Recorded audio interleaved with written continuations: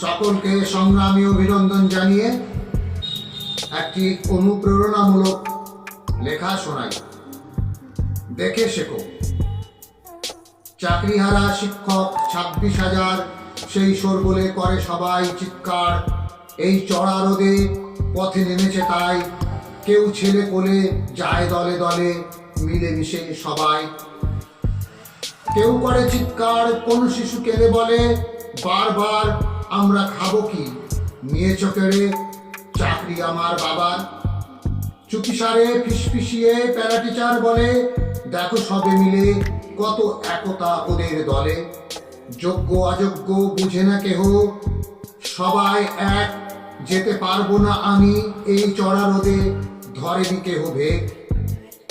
জ্বলছে রবি মাথার ওপর, ছিটিয়ে পড়ছে অগ্নিফলক, স্তব্ধ আকাশ গুমড়ে কাঁদে, আকাশে নেই মেঘ এক ঝলক।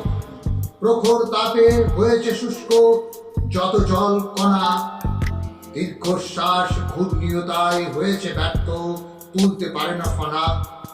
তবুও দেখে যাও চলে সবাই দ্রুত আগুনের মাঝে, অগ্নিপথে কেউ বাধা মানে না, একতাই শক্তি একতাই বল, তাই পেতে প্রতিফল। পায়ে মিলিয়ে পা চলে চাকরিহারা শিক্ষকের দল, বলি শোনো ভাই পার্শ্ব শিক্ষকগণ, দেখে যাও আর এদের থেকে করো শিক্ষা গ্রহণ। 20 বছর ধরে টানছ খানি কলুর বলদ হয়ে, মনে নাই বল ঢুকছে কেবল আধ পেটা খেয়ে। অকাল বার্ধক্য এসেছে নেমে তব মাঝে, এদের দেখে হৃদয় থেকে উঠছে নাকি কোনো সাড়া জেগে। Love is first sight. কবির এই লাইনটি থেকে আমরা অনুভব করতে পারি যে ভালোবাসা প্রথম দৃশ্যেই জন্মায়। আমি যদি আমার পেশাকে সেই দৃষ্টিতে না দেখতে পারি,